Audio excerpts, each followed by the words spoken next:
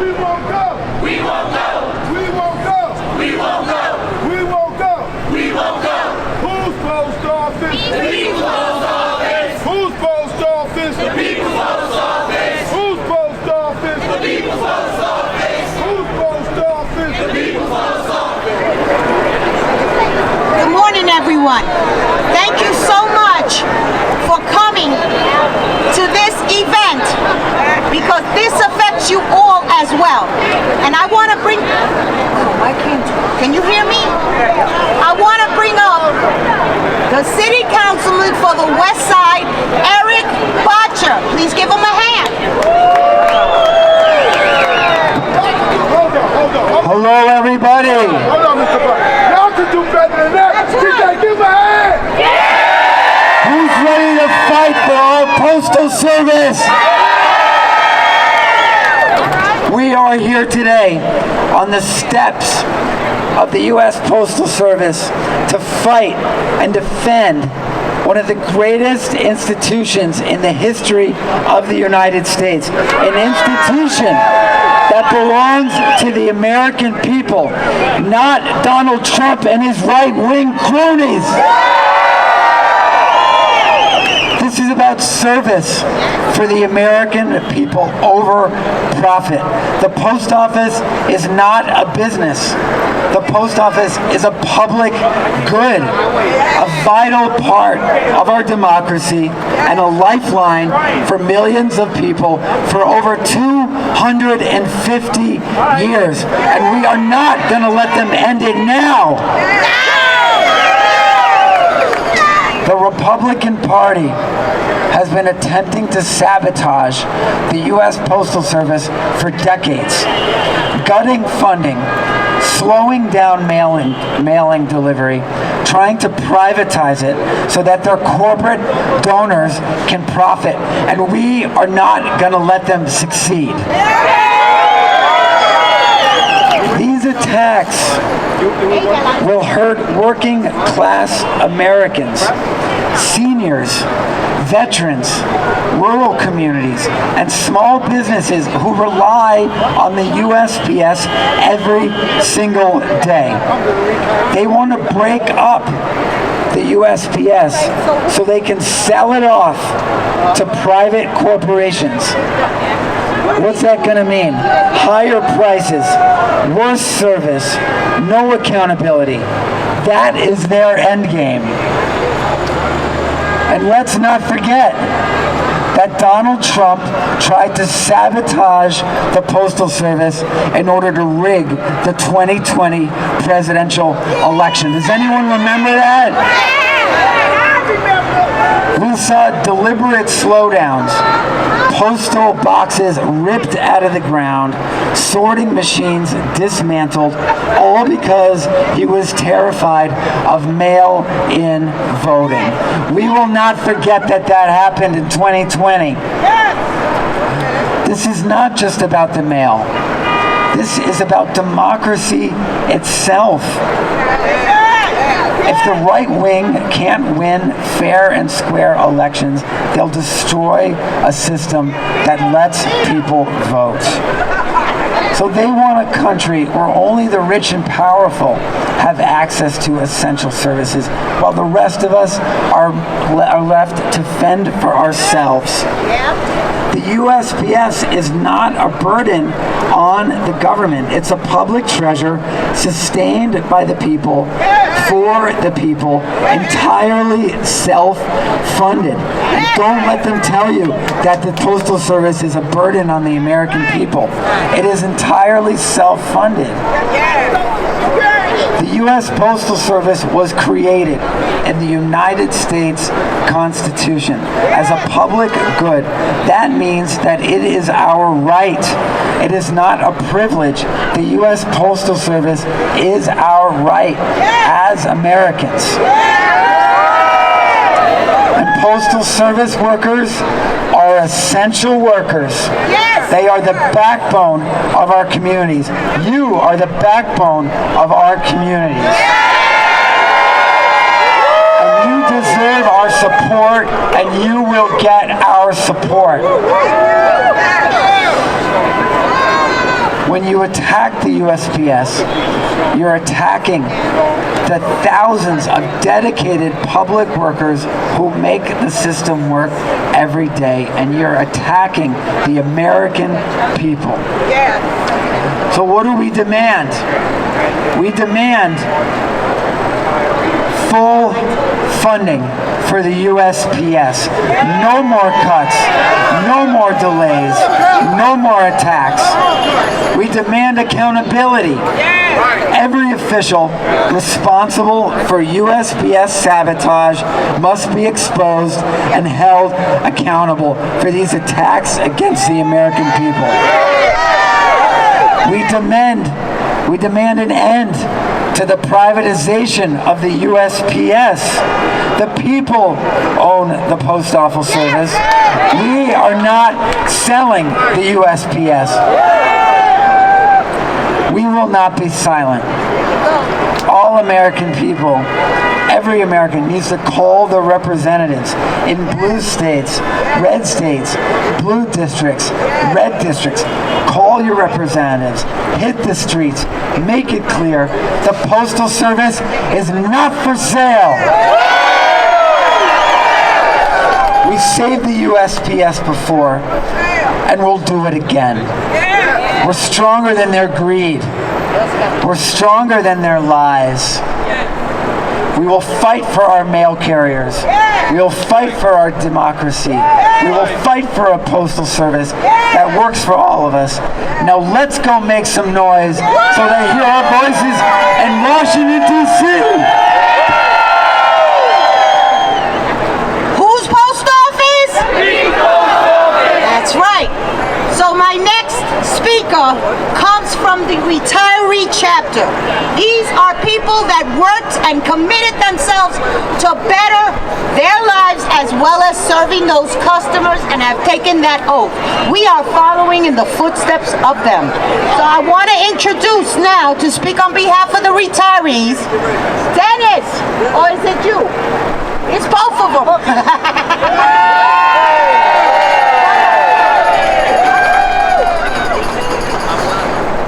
I'm Vice President and Political Legislative Director of the Retirees Chapter of New York Metro.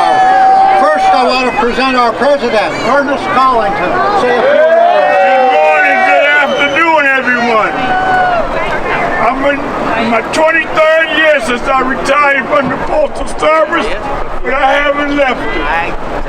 Almost every time they said I need a retiree, my hand is up, just like when I did it 53 years ago and walk out the door.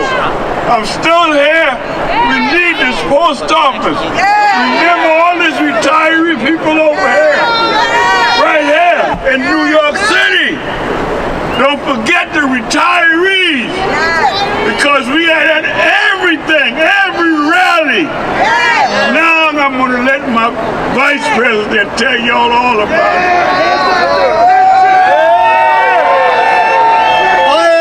I ain't going to take up a whole mess of time here. I just want to say one thing. First of all, can we get the hands not just of our retiree section, the active group who are all over here, but all the retirees, retired postal workers in here. Good. I see some people I don't know up there, and you better come talk to us so we can get you active in the retiree group. All right. We do, as Ernest said, we go out and fight, but we got some direct experience. Unfortunately, I'm sure somebody in there is wearing one. I wanted to have somebody out here with a t-shirt from the Stop Staples campaign that we had from 2014 to about 2017. That was a campaign because our then postmaster, a guy named Donahoe, cut a dirty deal with the Staples Company to privatize the post office by having little fakey post offices inside every Staples. We fought that for 3 years, and there was a crew from the retirees who went out to 2 different Staples every day of the week for like 3 years, and we beat them. They went down. Okay, we now got a new dirty deal. The Postmaster General has invited, I don't know if you'd call them D.O.G.E bags or doggy bags, because I don't know how you pronounce it, but has invited a bunch of muskrats in to straighten out the Postal Service. Well, we fought privatization then, and we're going to fight it now. And all of us, if we have to, look for us out in front of your local post offices. We'll be there. Thank you, brothers and sisters. Now, it gives me great pleasure to introduce our National Association of Postal Supervisors of the NAPS, which stands for the National Association of Postal Supervisors. Don't think that they're not involved and this does not affect them too. And this is the one time that we have to be all unified.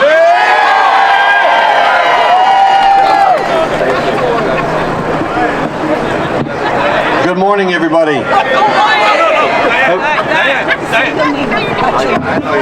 I got you. I'm Chuck Mullador. I'm the Executive Vice President of the National Association of Postal Supervisors. I'm here to offer our support to keep our post office together and strong. Now, we may have some differences on workroom floors, right? We might have a few here and there in post offices and plants. But right now, I'm reminded of the words of Ben Franklin, our first Postmaster General. At the signing of the Declaration of Independence, he said, "We must all hang together, or we most certainly will hang separately." So we have to hang together now at this crucial time in history of the post office, a critical time where we're all under attack and we all have a stake in it. Now, we represent all the supervisors, managers, postmasters, support personnel, all 47,000 of those who have the title of EAS. And in these kind of times, we can't be separate. We have to be together. Put our differences aside. Because if we don't, and the post office fails, we won't have a place to have any differences.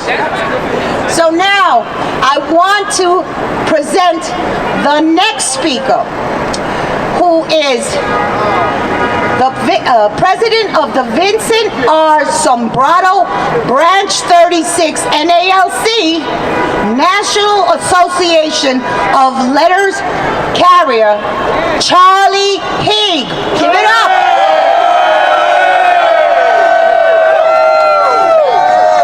Stand up, Charlie. Hey, everyone. Whose post office?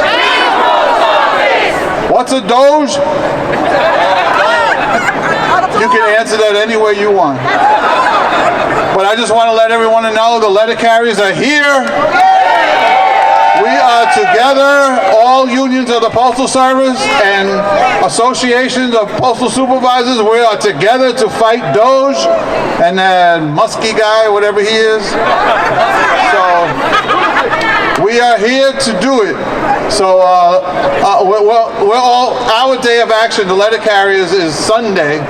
We're going to be outside FDR Station on 3rd Avenue, 55th Street. Hopefully all of you can make that too.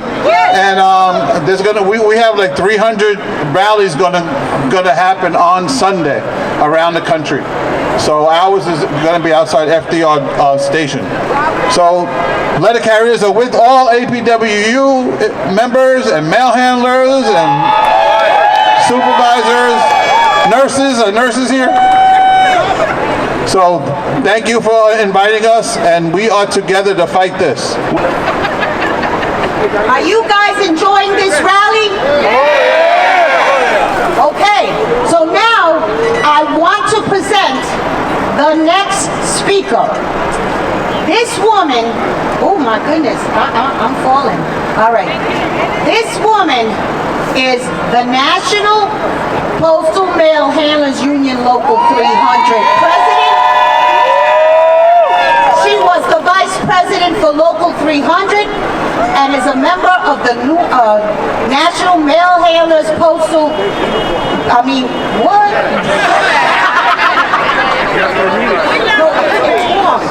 Okay, so let me cut to the chase. She is now also the first, this is Women's History Month, ladies, the first woman president. Let me all get a round of applause, and no disrespect to the man. Like I said, this is Women's History Month, but I really want to hear it here. Yvette Killer Johnson.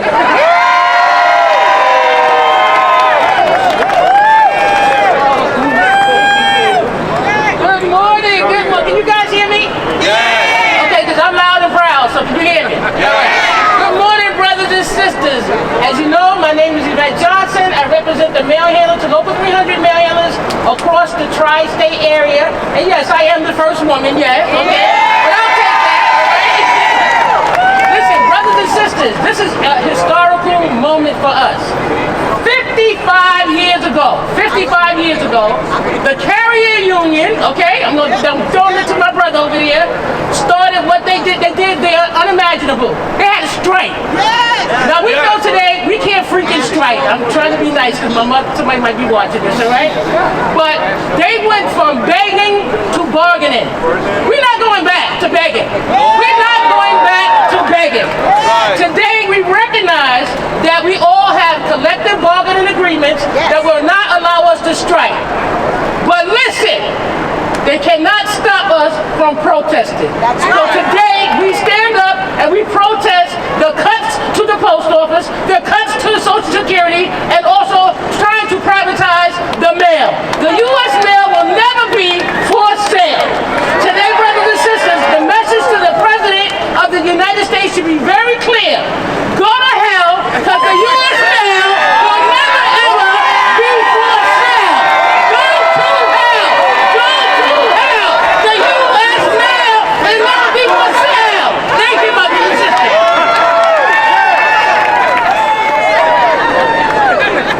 Well, that was very nice. I don't know what's happening with CBS. No, NBC. Sorry. What? Okay, I'm done. Listen, guys. I don't know what's going on here. Yes.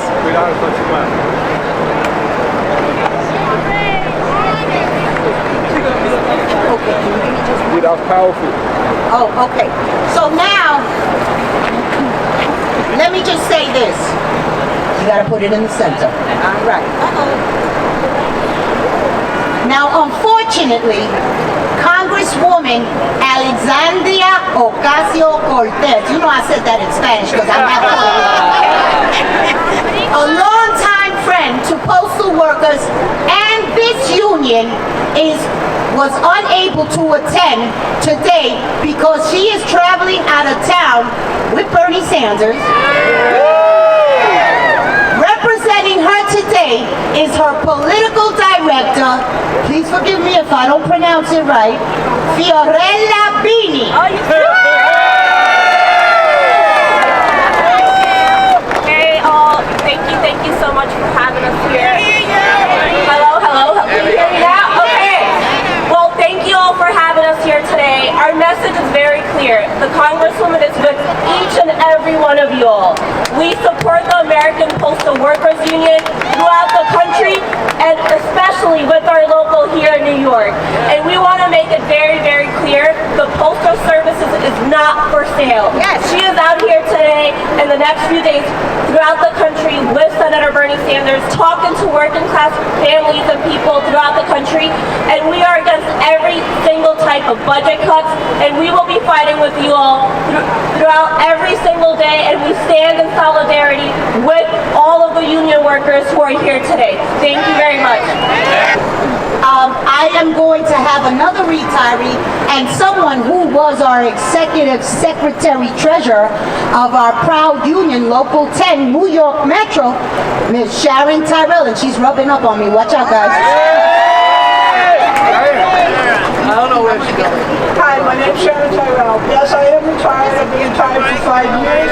I worked long and hard. I put 39 years service in the Postal Service. I Postal Service, who also have put so many long years, blood, sweat, and tears, time away from families on Christmas and holidays. It is not fair. This DOGE shit has got to stop. They are not who they think they are. If we don't fight, and that's the key, if we lay down, we get rolled over. If we fight, just like we did in the 70s, the struggle continues. We will win. He's on the top of this list. Congressman Gerald Nadler.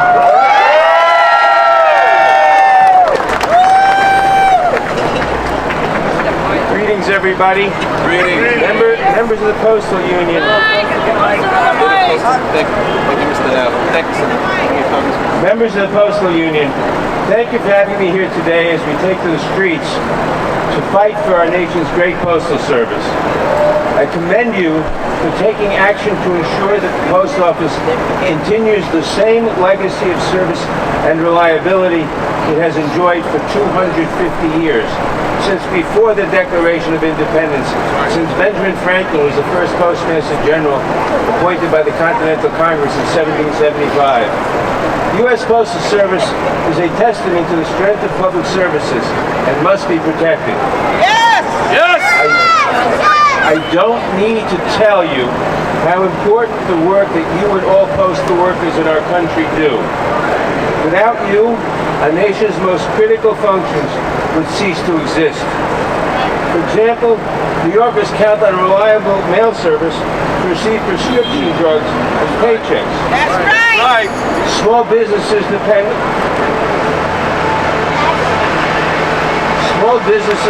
on the U.S. Postal Service to connect with their customers. And all citizens have the right to vote safely and securely by mail during elections. Yes! Very important! Right now, preserving this vital service is more important than ever. Once again, the Trump administration threatens the ability of the Postal Service to provide a universal service to all Americans, risking reduced services, raised prices, and cutting pay and benefits to dedicated workers like you. We stopped Trump's first privatization push in 2018. And as DOGE presents more threats, we must continue to fight to block it again. In Congress, I am committed to ensuring that the U.S. Postal Service remains an independent establishment of the federal government. I recently signed on to legislation that recognizes the Postal Service as a constitutionally mandated service and reaffirms that Congress should take all appropriate measures to ensure that it is not privatized. Yes! Yes! Above us, inscribed in stone is the Postal Service creed. Neither snow nor rain, nor heat, nor gloom of night stays these couriers from the swift completion of their appointed rounds. Well, let us break out the chisel, because we're adding unelected billionaires to that list. That's right. Tell Elon Musk, hands off our Postal Service. Thank you. Tiffany Tough Foster.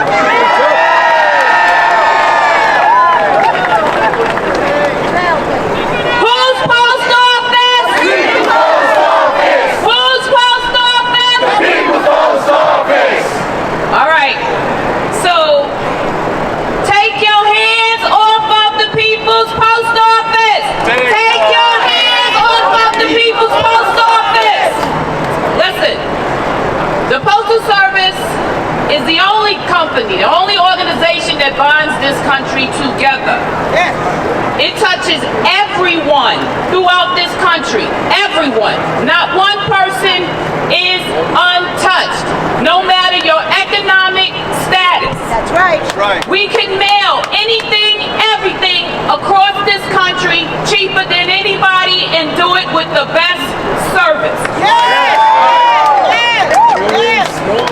We will not stand by and let this administration, Elon Musk, and their handlers destroy the People's Post Office, Social Security, Medicare, Medicaid,